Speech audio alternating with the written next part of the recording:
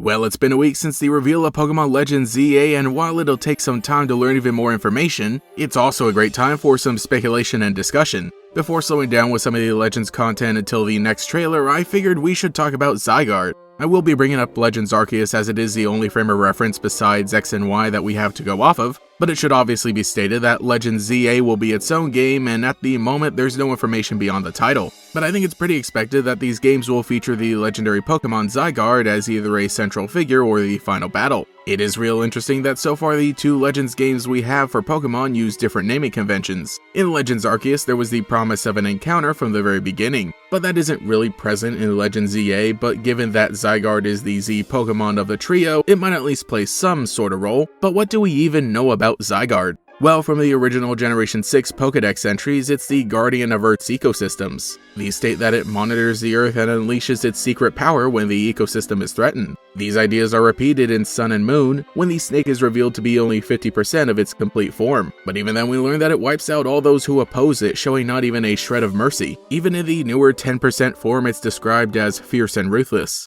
Very violent for a Pokemon stated to be monitoring and protecting. And then of course Zygarde Complete is the ultimate culmination of the cells comprising its body that the Pokédex continues gassing up as one of the most powerful beings, though the purpose behind amassing such power remains. This is all not only to protect and monitor ecosystems, but actively fight against those who threaten it. And now what we've been told about the concept of Legends ZA start to sound a little shaky, because the announcement trailer for this game presents the scene of Lumio City undergoing redevelopment. It would be assumed that we as the protagonist will be helping out with that, building up Lumio City through advancing technology. I'll mention again that currently there isn't confirmation that Legends ZA takes place in the past. There's been no official statement, and I personally believe it'll be set during the time of modern Lumio City being built, but there is a decent part of the fanbase that believes it'll be set in the future or even both. For this video I'll be assuming the game takes place around 200 years ago, but ideally the concepts will translate to either, because if Lumio City is being redeveloped at all, that still brings with it the theme of human progress and technology.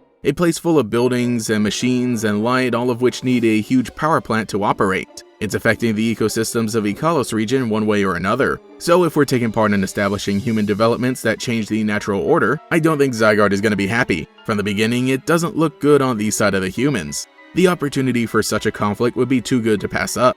Even though Zygarde isn't seemingly as all-knowing in the same way that Arceus is, having 100 cells across the land to keep an eye on things means that it'll still know what the humans are up to. This is another reason I think the game will be set in the past, because with a city as big as Lumios and likely one of the first of its kind, that makes it a prime target, because now in the modern day there are many other places across the Pokemon world that honestly produce even more pollution and harm that we actually do see. I think we could also see some of the progression of a game built around encounters with lower forms of Zygarde. The 10% form would make a perfect lower level fight, as it appears to try and stop the redevelopment of Lumio City with the human characters in charge of things, not understanding its origin or purpose and that they could potentially be hurting things. The map of the city is even split into 5 distinct plazas that could be similar to the 5 areas of the Hisui region, having 5 nobles that guard each of them. Maybe that translates into 5 battles against Zygarde forms or even Pokemon empowered by Zygarde in some way. Again, I'm just building a framework based on the last Legends game, but it could even be an excuse to make a few more forms made of varying amounts of cells, like a 25 or a 75% one.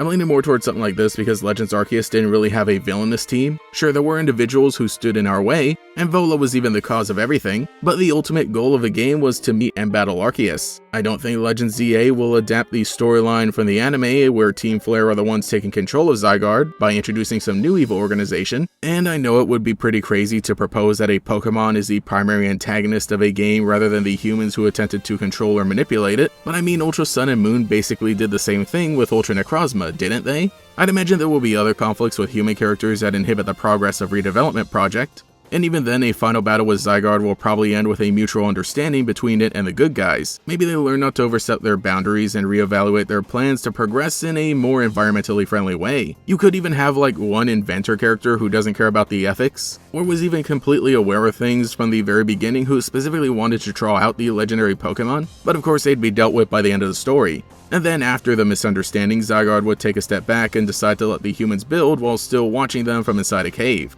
leaving us where we would eventually be in the modern day X and Y. But those are just some of my thoughts to try and piece things together. I'd expect this kind of theory to continue growing and changing based on future trailers and information, but for now I think this is a good place to start.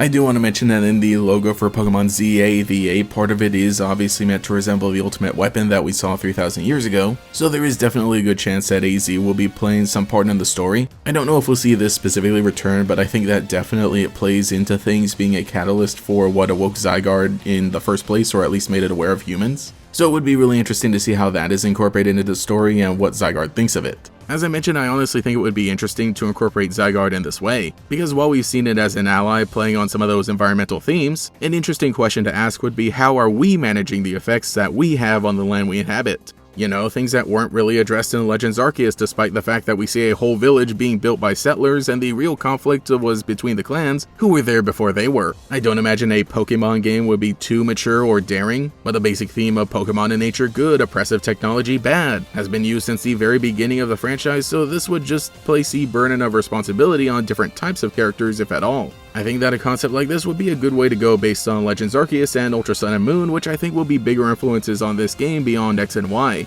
But it's all based on the fact that setting up a game with the idea of redevelopment, when there's a giant snake that hates people who don't recycle, felt a little suspicious to me. When you think about it, Kalos is probably the perfect place for Zygarde to throw hands with humans. What we see in the modern day is actually a bit more development than other regions. There's a giant city of lights, a power plant, a Pokeball factory, an abandoned hotel. Oh yeah, some dude built a giant weapon powered by Pokemon souls a few thousand years ago. But at the same time, we see people living among nature, treating it with care. There's a lot of natural space left completely to the Pokemon that live in the region. And the modern day technology of the original X and Y actually seems pretty respectful, almost as if it were demanded of them. What I'm saying is that I think this all comes together in an interesting way. So let me know what you think in the comments below about how Zygarde will be implemented into Pokemon Legends ZA. What kind of ideas do you think they're cooking up at Game Freak? I know this is yet another video that I just have to end with, oh well, we'll wait and see, but these past few weeks have actually got me really excited about Pokemon. Anyway, I should get back to making sure I recycle. I don't want Zygarde coming after me.